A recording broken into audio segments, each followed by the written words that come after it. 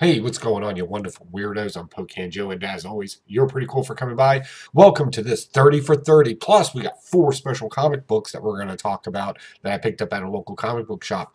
All that and more. Let's roll that intro.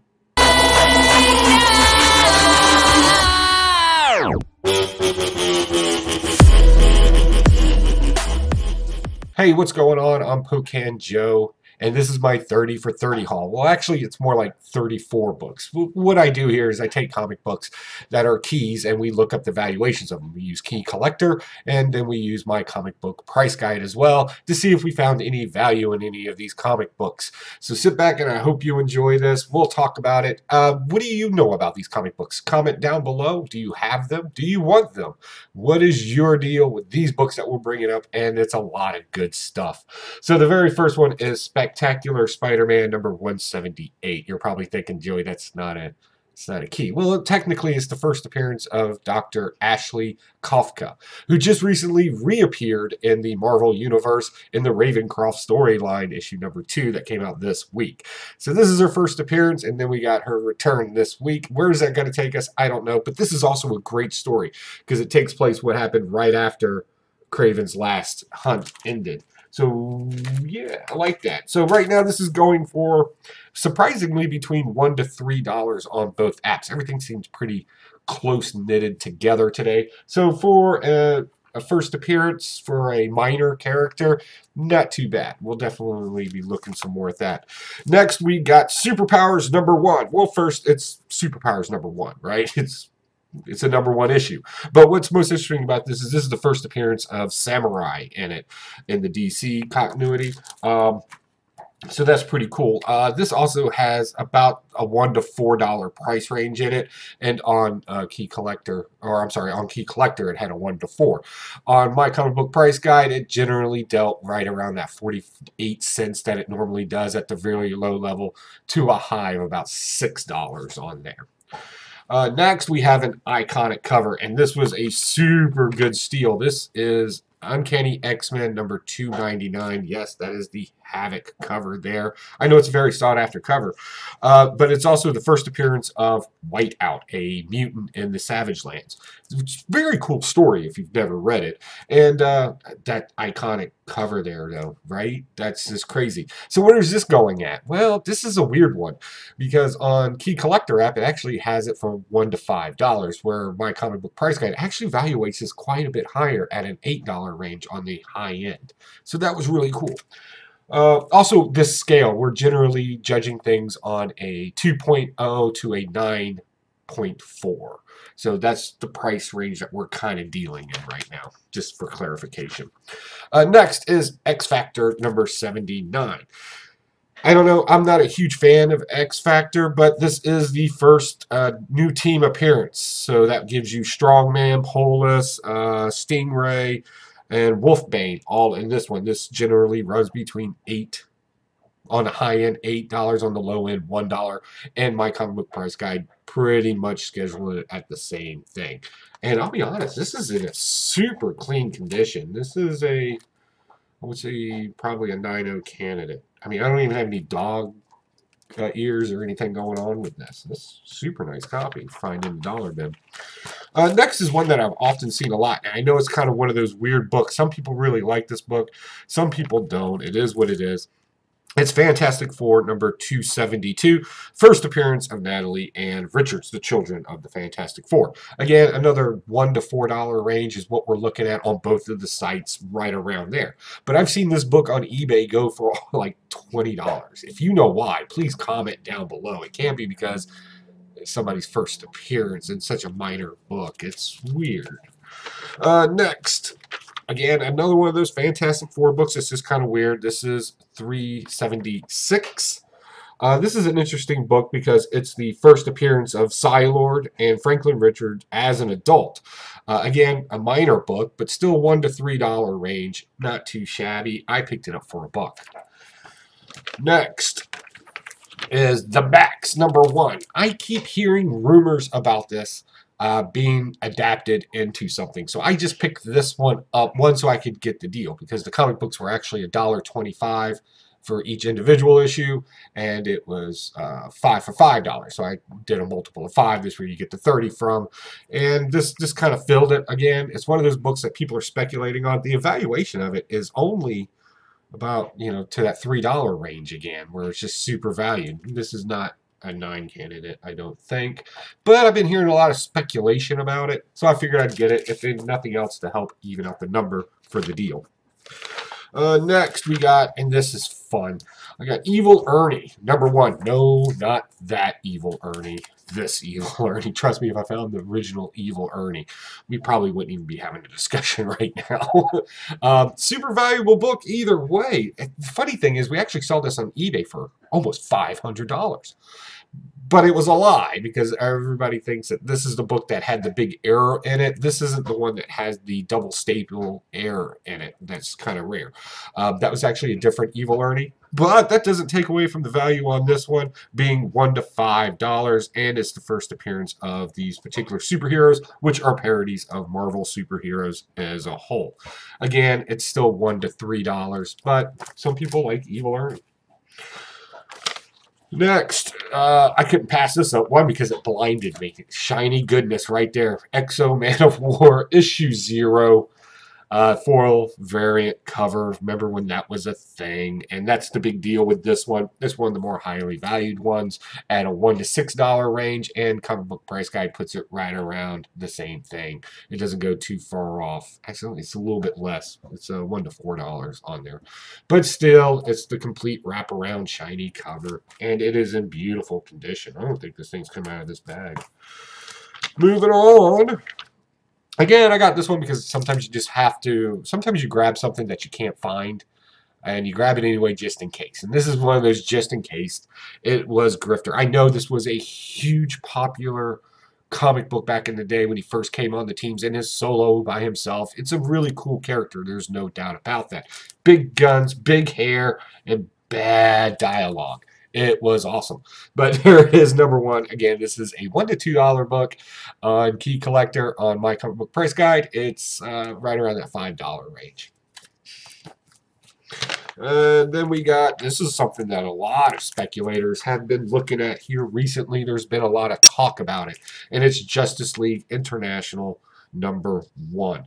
So why, I'm sorry, #24. This is the first appearance of Justice League Europe. The Europe team of the Justice League, right in here with Guy Gardner's little comment down there, who let all these guys in. This is their first appearance. There's been a lot of heavy talk about this one and the other kind of variants that kind of do this first entry to them. But right now, it hasn't changed the evaluation in any way whatsoever. We're still dealing with that $1 to $5 area on both of the sites. Just proof you can't just have spec and not have something behind it. So this is Justice League of America #3, the first meeting of Brewster Gold and Blue Beetle. You'll remember them when they were doing that really bad storyline, but they did say something funny in it. This was the introduction to them becoming best friends, bros before heroes, right there. This is their big first meeting and deciding that, yeah, we want to be buddies, and a friendship blossomed. Again, this is one of those books, it's not a big deal, but there is, again, talk about the Blue Beetle and Brewster Gold happening. Where does that meet up in the future lore of both television and future storylines? I don't know. I figured I would give it a shot. This comic book ranges between the $1 and $3 range right now. Next is Justice League of America, the 100th Centennial issue here, Return of a Hero, and you can kind of tell who it is. You would think this would be a more popular book, but unfortunately it's not. Generally, this is another $1 to $5 book, but again, with everything going on with speculation right now, I would say it's a safe bet to raise a little bit in value. And again, it is some people just love this storyline, so there's nothing wrong with that either. Next, again, another one that I'm surprised to find, because usually this stuff is usually picked out pretty good. This is actually a Whitman variant cover, and if you're a Key Collector app user, you know it's on there. However, it's not in their little appy thing, so I was kind of wondering what's the deal with this book. And that's Justice League of America #158. This is a $1 to $16 book. I know it's a weird, $1 to $16 depending on condition. Other than that, there's no major storyline in this, no major reveal. That character's already been revealed in the past issue. It's not their first cover appearance or anything like that. It's just that Whitman logo on there, where DC used Whitman for a while to help produce comic books when they were just pumping them out.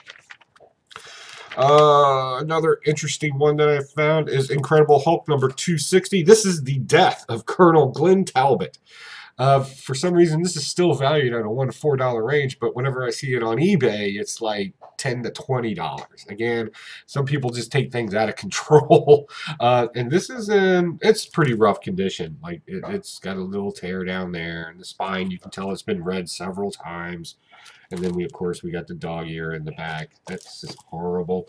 But for $1 and given the price range that it's in, I thought it would make sense to throw it into an auction so you can pick what you want to pay for it.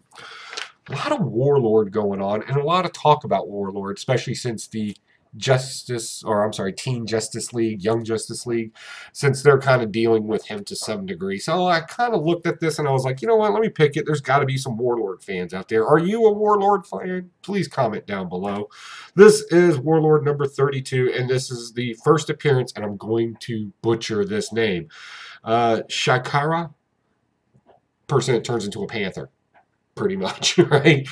First appearance in there. Again, since Warlord's not a very sought-after comic book, you're still looking at that $1 to $3 range in there. I've never seen anything Warlord go over $5, and usually it's in a quarter bin. But who knows? Next, again, just another cover one that I really liked, and it's a classic story. This is Daredevil number 234. This is the Mad Hatter kind of deal here, or Madcaps in this one. It's just a great story. It's a great cover, good action photo or drawing cover. I don't know what I'm talking about. I need some coffee. Let's have an awkward sip. Goodness. Okay. All right. I'm revived now. Here we go. As you all know, I'm a huge fan of G.I. Joe, and anytime I see this comic book, I pick it up. This is G.I. Joe number 116. This is the first appearance of Destro with his gold helmet. I know it doesn't sound like a big deal, but I don't know. I always like Destro as a villain. He always kind of just makes me a little bit happy. Not the movie one. Like the Destro cartoon comic book one was always just slightly better. Let's see here. And then we got, this is an interesting one. And for all you Art Germ fans out there, you're about to lose your mind over this one. This is G.I. Joe number 5, and this is Devil Due Press. Why do I say it? Because this is Art Germ's first publication work in it, where he did the work for Zartan in it, when they were kind of putting a bunch of artists on one storyline. I know this is a very, very sought-after book, and I know he loves signing this book when I saw him at C2E2. So what's the average price on this? Surprisingly, it goes between $1 and $5. You also get the origin story of Zartan in this, and it's actually probably a better version one. So definitely super cool to have that. And look at that, man. We're already that much through. That is awesome. All right. Moving on is the Nam. Yes, the Nam, that comic book you see in every quarter bin out there. But this one's kind of unique because it's actually kind of a tribute to the superheroes in it. Again, this book generally goes $1 to $2. It's not a huge big deal, but I know some collectors of Marvel covers out there and Captain America covers that they kind of like this type of book. Next is Hercules Unbound, number 1, and that's why I got it. It's a number 1 issue. This comic book ranges $1 to $5, depending on condition, and on my comic book price guide, it actually evaluates it at a $1 to $3 range on that. But it's still pretty cool. Huge surprise on this one. I got DuckTales, number 1. The first comic book version of DuckTales. That's super cool. It's a very rare thing to find just sitting in a dollar bin. I was super happy to find it. So what's the evaluation on it? Well, that's where things get kind of depressing. It's a $1 to $5 range on about both of the apps there. It doesn't go too far of it. This is a great copy of it, though. Let's see here. Next, again, with all the talk out there, and I know I'm not the first one that went through these books, but there it was, just sitting there. awkward sips, is Bill and Ted's Bogus Journey. That means I have Bill and Ted's Excellent Adventure in comic book form, and now I have Bill and Ted's Bogus Journey as well in comic book form. Number one. I know they're coming back out with a reboot for that because that's what we need. More reboots. Thank you, Hollywood. Okay, moving on. Next, this is not what I thought it was. I feel kind of stupid because if you ever want to know if something's a reprint, all you got to do is look at the price. You would think of that, right? But I didn't do that. My homework on it, so I think maybe I'm just going to take a loss in this one, and that's Vault of Horrors. And I thought it was the original one. I should have known better, but I just got stuck on the title, and then the cover looked familiar to me, and then right there, when you look at the price, it's $1.95. It's the reprints of Vault of Horrors #1. So yeah, I'm going to eat that. What's the evaluation of that? $1 to $3. So, yeah, sometimes you just got to take a hit. Next, I found all of these, and they all are similar themed. And some of them I was able to look up prices on. Some I was not. So, the first one was the Lady Death in Lingerie #1. I know Lady Death's a huge thing. A lot of people collect Lady Death stuff. But this is the lingerie issue. That's when... this came out about the time Sports Illustrated was doing their thing with the ladies wearing scantily clothing and stuff like that. So, you know, comic book people wanted to jump on that money train. So they did with Lady Death in Lingerie. That's the first issue, first print. And then we got Lady Death and the Women of the Chaos Gallery #1. That was a super, super cool find, because that's a little harder to find in most cases. Next is, oh, and those two are between $1 and $3. This next one is probably the bigger of them. This is Lady Death #1, Between Heaven and Hell. That's a $1 to $5 deal going on there. And I also have the complete run of that. So that was super cool. Here, I'll show you. So there's issue 1 with the foil variant cover. Issue 2. Issue 3, which is probably the more valuable one because this is the when Lady Death turned into Lady Demon, first appearance. And then, of course, the last one as well. Always scantily drawn. And then I got Lady Death Odyssey. This is the second issue. It's not what I thought it was. A lot of these covers start blending together after a while. It's a $1 to $2 book. So that's my 30 for 30 haul. What did you think? Comment down below. What comic books did you see in there? You're just like, oh my God, I've been looking for that. Let us know in the comments down below. Also, I found 4 other comic books at my local comic book shop, and I could not pass up on the price. So let me know if I got ripped off, or let me know if it's worth it. I got Venom #1, Lethal Protector. This was hot for a minute, and then it kind of died down a little bit. I spent $4 on that. It's a $4. Yeah, and I mean, it is beautiful. I definitely got the better one. No breaks in the spine, right? Next, I got Microdot #1. I spent $3 on this. This was kind of a cool deal. A lot of talk about this. I think there's an animated series coming out of this, so I figured, why not? We'll hold on to it. We'll see what we can get for it. Average price ranging for that right now is kind of weird because one didn't even have an evaluation for it, but Key Collector app did have an evaluation for it. They're putting it at $1 to $5. Next, let's see, G.I. Joe #60. This is the first appearance of Chuckles. You remember, if you watched the cartoon, he didn't talk, but for some reason he couldn't keep his mouth shut in the comic book. This is his first appearance, and I'm super happy to have that. I spent $5 on that. And next, or last but not least, definitely, we got the Hands of Shang-Chi, Master of Kung Fu. Now, everybody's talking all the hype. So you know the one that I got was first appearance of Blackjack. Super cool condition given its age. I mean, we got some problems there, right? Some spine ticks from where it's been read, maybe even kind of stuck in a folder or something. But here he is. There it is. First appearance of Blackjack. I'm going to be holding on to that one for a while. Let's see if it can't bring up any more value. So what else is going on? I got a comic book haul coming. The last of my independents should be getting here today, so I'll get those read and another video out to you as quick as possible. Also, tomorrow we have GalaxyCon in Richmond, Virginia. Me, Spectacular Spider Grandpa, we're going to go up there and see some of our friends. The writer and creator and illustrator for Delta Dogs is going to be there. He's usually at the cons around here. I'm happy to see him at one of these bigger cons. I think that's going to be very interesting. He writes a good solid book. And our good friend Daniel Montoya is going to be there as well. Montero. I keep doing that. He's going to be up there as well doing his artwork thing. Hey, we'll just get some interviews with them so you can meet them and maybe even get some of their stuff. They're doing great. My comic book is coming along. Script's almost done. We got the first introduction issue almost completed. We're going to be starting the heavy artwork on that soon. Let's see where that takes us. Yeah, the first issue is not even a story. It's just an introduction, just world building. I'm kind of cheating a little bit. But it's going to be super exclusive. What else do we got going on? March is fast approaching us. I'm heading out to Seattle. I am flying from Virginia all the way out to Seattle to go to a Comic-Con because that's the life, baby. That's the life of comics, like comic mafia up in this joker.